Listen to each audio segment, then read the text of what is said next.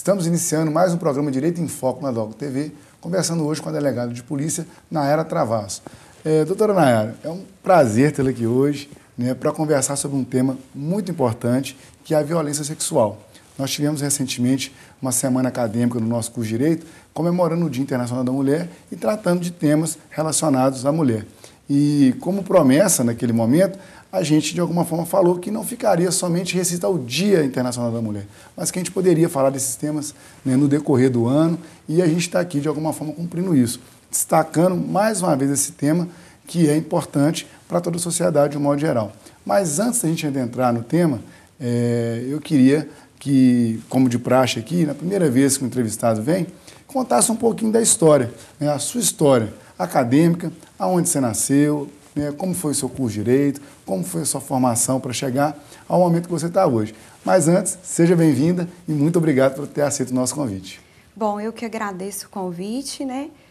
Estou sempre à disposição, porque eu acho que a informação educa, né, ajuda a formar o cidadão e a nossa participação é muito importante nesse sentido. Bom, a minha história, né, não tem nada de muito especial. Eu sou de uma cidade que fica a 80 quilômetros de Caratinga, que é Conceição de Ipanema, uma cidade muito pequena, mas muito querida, né, onde eu aprendi, formei meu caráter, né, um lugar que eu tenho muito carinho. Lá eu estudei em escola pública, né, escola estadual, governador Juscelino Kubitschek, eu também tenho muito carinho com os meus professores, os colegas, né, que formaram junto comigo. De lá eu fui aprovada no vestibular para o curso de Direito na FADLeste, que é a Faculdade de Direito lá de Reduto. Estudei por 5 anos, trabalhava o dia inteiro, então eu tinha que correr, e à noite estudava, então eu tinha que correr muito atrás do prejuízo. Então, final de semana, estudando sempre a mais do que era passado na sala de aula, sempre procurei muito os livros, muitas dúvidas com os professores, sugava muito deles, assim. Participei de todas as atividades que pudessem me ajudar, como projetos de pesquisa, tudo que pudesse me auxiliar para que eu, né, conseguisse ser feliz profissionalmente. Fiz estágio em delegacia de polícia, defensoria pública, Ministério Público, que foi o lugar que eu fiquei mais tempo, na comarca de Manhuaçu, né? Tenho muito carinho pelos promotores de justiça que atuavam lá na época, foi minha escola, foi onde que eu aprendi muita coisa. E depois disso, né, de formada, eu voltei para Conceição de Ipanema com o intuito de me dedicar ao estudo. Como minha família é uma família muito simples, não tinham condições de pagar um cursinho preparatório, assim, para mim, eu optei por voltar, né, e me dedicar somente aos estudos. E eu chegava a uma jornada de 12 horas por dia de estudos, fiz alguns concursos públicos para analista do Ministério Público, do Judiciário, só que sempre era uma vaga, eu ficava em segundo, ficava em terceiro, né, até que surgiu o concurso para delegado de polícia. E eu me inscrevi, né, fui me dedicando, fazendo as provas. Durante esse percurso eu fui convidada para dar aula na UENG, na Universidade do Estado, no campus de Carangola, nos cursos de Serviço Social e Administração, né, onde eu lecionei teoria política, também lecionei noções de direito. A faculdade que eu estudei também me convidou. Então, nesse período que eu já estava aí na fase de prova oral do concurso, eu ingressei na docência também.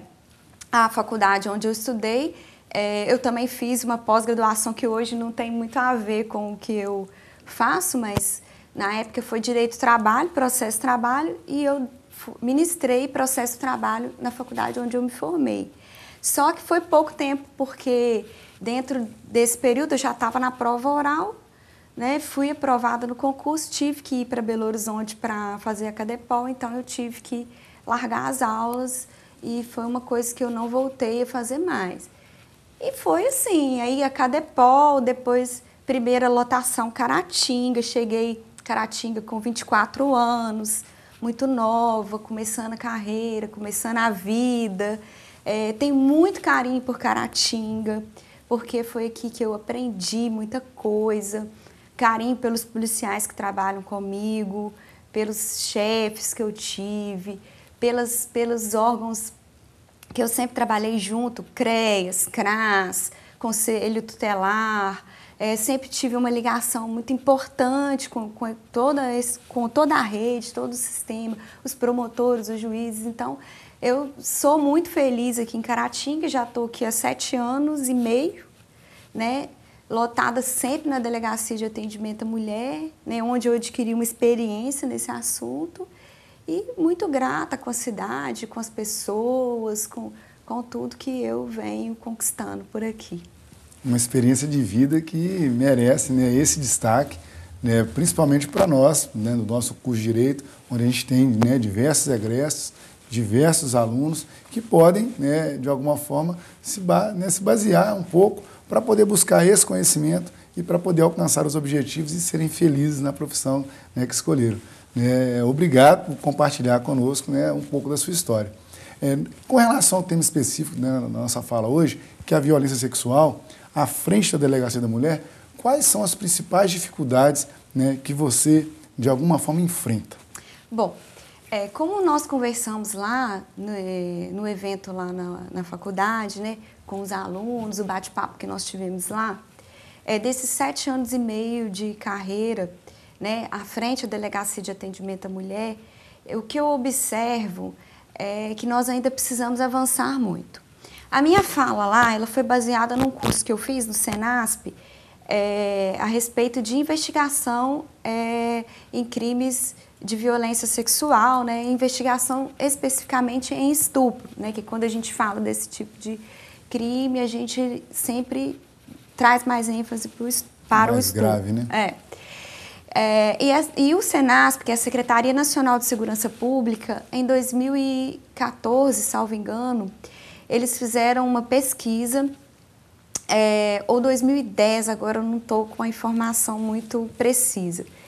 Eles fizeram uma pesquisa no Brasil inteiro de como que é a investigação nesse crime. E eles chegaram a uma conclusão assim, principal, é que falta uma especialização para isso, né? Dos 4 crimes que a gente mais violentos, assim, que a gente mais combate, que é, né, homicídio, roubo, estupro, o furto, que não é crime violento, mas que é um crime que a gente também combate muito, o que nós temos menos índice de apuração é o estupro. O homicídio, pela pesquisa, eles entenderam o seguinte, que há delegacias especializadas, as equipes, a estrutura melhor é sempre para apurar o crime de homicídio. O crime de roubo também tem as equipes especializadas, furtos e roubos e tal, mas como o índice é muito alto desses crimes, mesmo essas equipes especializadas não tem como apurar um índice elevado desses crimes. Agora, o estupro, ele não tem uma equipe especializada. Não existe no Brasil delegacias especializadas no combate ao estupro. A gente tem delegacias furtos e roubos, delegacia de homicídios, mas a gente não tem. Então, foi a primeira diferença, a primeira dificuldade que eles viram nessa pesquisa. E isso é realmente verdadeiro, né? Geralmente, o estupro ele é investigado junto com todos os crimes, ou nas delegacias de atendimento à mulher.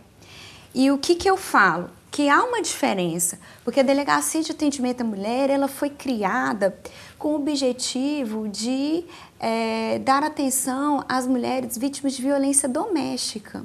Então, ela é uma delegacia montada para o acolhimento. Você tem autoria, né? Geralmente o marido, né? O filho, você tem uma autoria.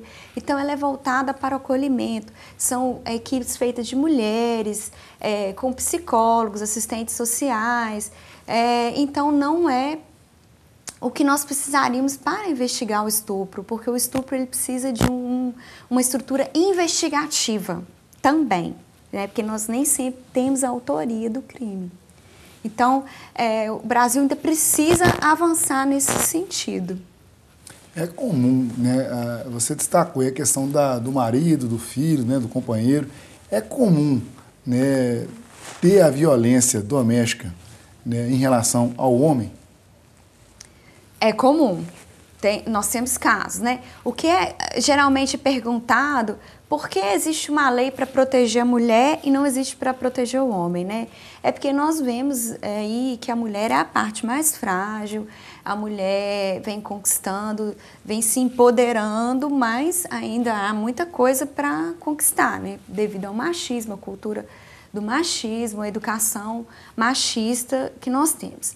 Então foi criada a Lei Maria da Penha, né? 11.340, com esse objetivo da gente dar uma proteção mais ampla para a mulher. Aí me pergunto, mas quando o homem é vítima? Quando o homem é vítima de violência doméstica, ele é protegido pelo Código Penal. Então, ele tem uma proteção. A diferença é processual, porque a mulher vítima, nós vamos ter prisão em flagrante, prisão preventiva, o que não há no caso dos homens, né? Porque vai para o juizado especial.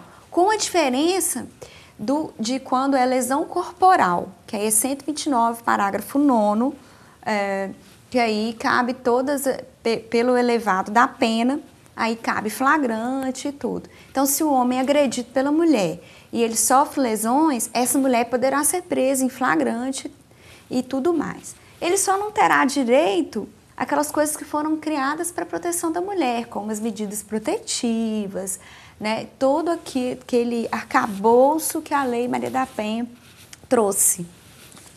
Antes da gente continuar, né, para a gente continuar o nosso papo aqui, eu vou pedir licença para você, para a gente poder fazer um breve intervalo e voltar.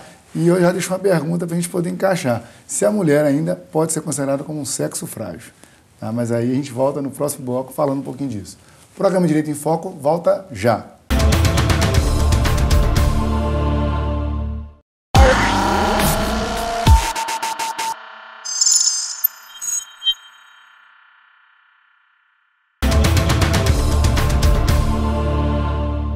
Voltamos para o segundo e último bloco do programa Direito em Foco pela Docum TV, conversando hoje com a delegada de polícia, Nayara Travassos, sobre o tema violência sexual.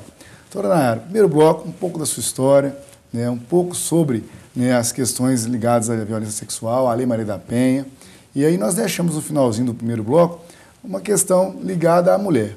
A gente pode considerar ainda a mulher um sexo frágil? Bom, eu acredito que homens e mulheres são iguais, né? A mulher pode fazer o que ela quiser, né? Desde realizar uma atividade doméstica, como também ser uma delegada de polícia. Ser gestora de uma delegacia de polícia, estar à frente de investigações, como ser caminhoneira, taxista, né? Como a gente tem vários exemplos aí, trabalhar numa fábrica. Como os homens também, eles podem fazer todas as coisas. É o que eu falo, assim, que eu vejo que nós precisamos vencer o machismo. E qual que é a forma que eu acho que isso... ainda estamos muito longe disso acontecer, mas qual que é a melhor forma? Para mim, a melhor forma é a educação. E isso tem que começar em casa. Então, os pais precisam ensinar para os filhos, meninos, que se eles sujarem a louça, quem lava é quem sujou. Não é a mulher que está em casa que tem que lavar a louça, né? A louça é de quem suja. Como também eles podem ajudar nas atividades domésticas, que isso não vai diminuí-los em nada.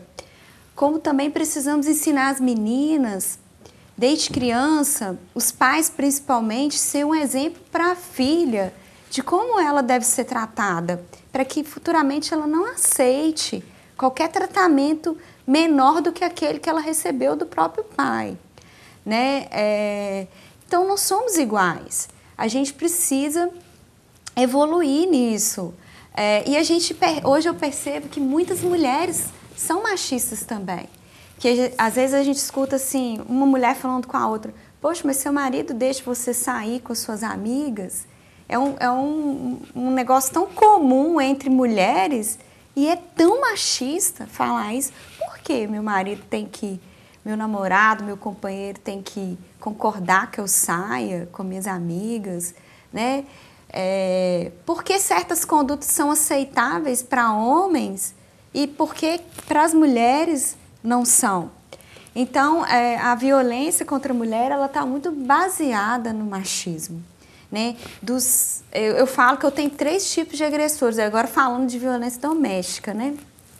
Eu tenho aquele agressor que ele é um criminoso, que ele já é homicida, pratica roubo, tráfico, né? E ele já tem o crime enraizado.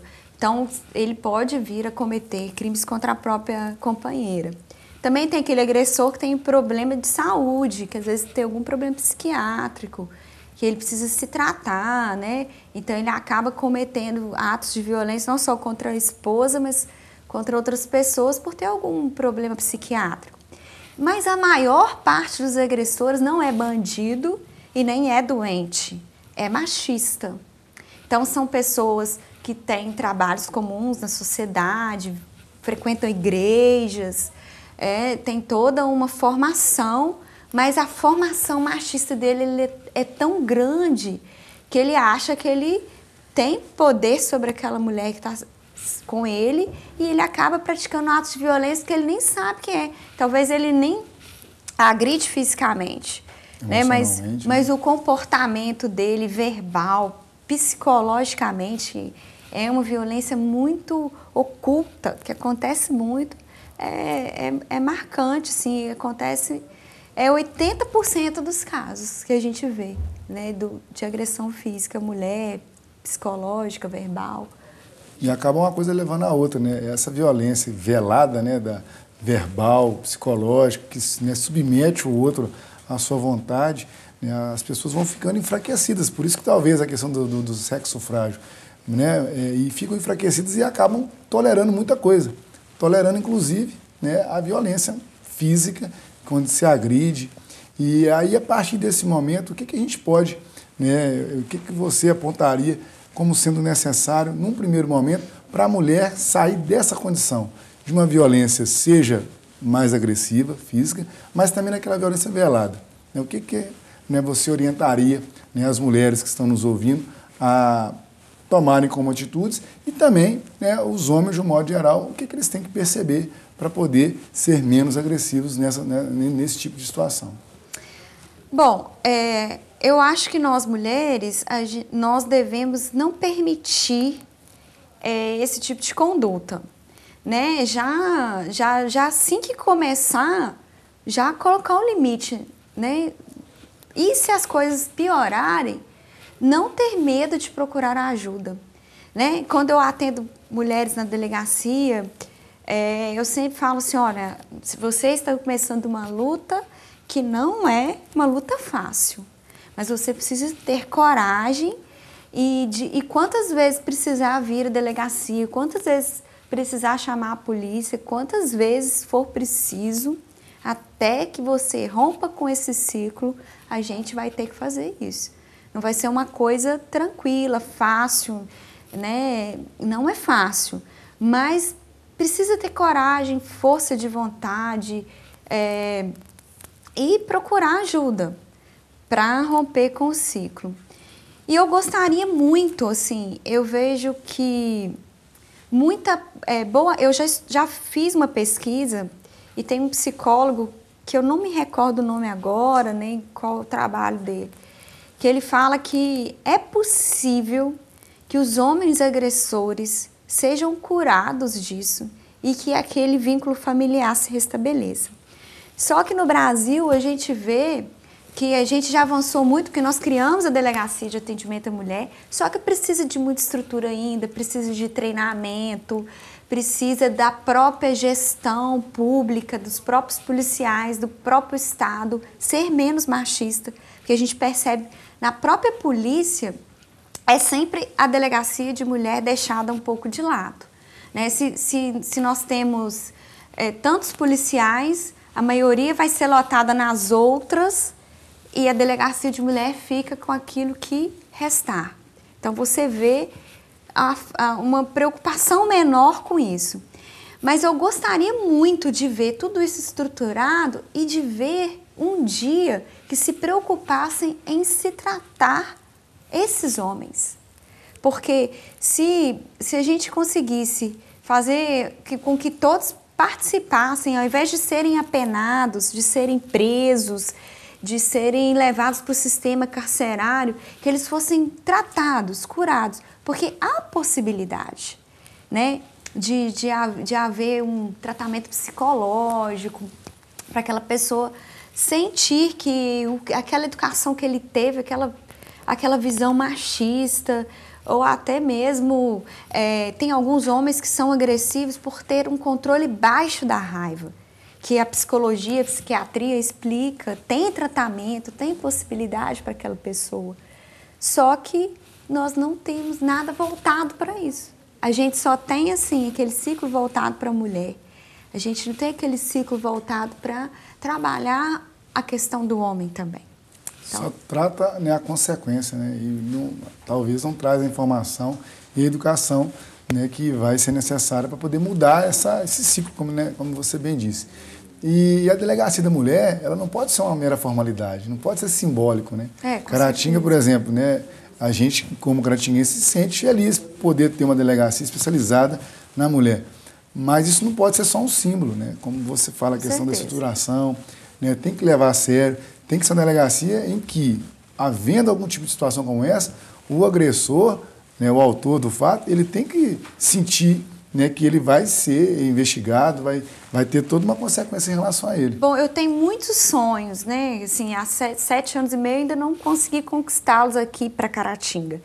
Mas a gente vê que eu fiz um curso em Belo Horizonte e nós temos uma delegacia de mulheres modelo em Montes Claros. A delegada ela tem advogado na delegacia, ela tem psicólogo, ela tem assistente social, tem trabalho voltado para o homem.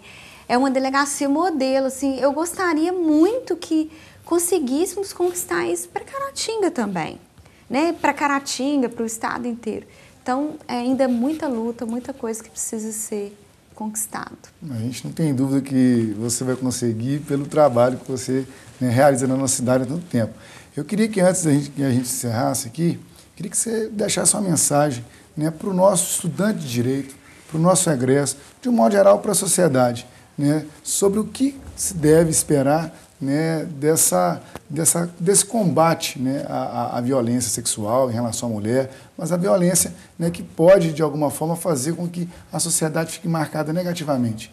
Né? Como Caratinga tem uma delegacia da mulher, como Caratinga tem uma representação como a sua, né, a gente pode esperar um pouco mais. Então, eu queria que você deixasse essa mensagem final para a gente poder, de alguma forma, trazer uma informação mais precisa e uma orientação importante, né, para toda a sociedade de modo geral. Bom, então falando diretamente, né, para os estudantes de direito, todos os aplicadores do direito aqui da nossa comarca, toda a sociedade, todas as pessoas envolvidas, né, que tenhamos mais amor por essa causa, que quando formos exercer as nossas atividades no nosso dia a dia, que a gente se deparar com alguma situação de violência doméstica, que tenhamos respeito por aquela vítima, né? Eu fico muito triste quando eu ouço comentários do tipo, ela gosta de apanhar. Sejamos mais respeitosos, mais solidários com o ciclo que aquela pessoa precisa romper e é muito difícil romper. Tenhamos também compaixão dessas pessoas, tratemos com muito respeito, com muito carinho e nunca assim, cansemos, né, de lutar pelos direitos da mulher, lutar pela família, né, que é muito importante, e entender primeiro aquele ciclo antes de emitir uma opinião sem que você saiba o que realmente acontece. Então, é o meu recado, né? Eu espero que todos que, principalmente os estudantes, né, que quando chegarem a aplicarem o direito, que pensem nisso, né? Ter respeito com aquela pessoa que está ali te levando a uma situação da vida dela. É o que eu acho mais importante. Queria muito agradecer, né, você ter aceito o convite, a sua presença aqui, né, ajuda, né, a reforçar o objetivo do nosso programa, que é fazer, né, levar o direito à sociedade, levar essa informação. Esse espaço vai estar sempre de portas abertas, né, para tratar de temas ligados à sua função que você exerce, mas para poder tratar também de outros temas ligados ao direito de modo geral. Muito obrigado mesmo pela sua presença. Eu que agradeço. O programa Direito em Foco se despede. Até o próximo encontro.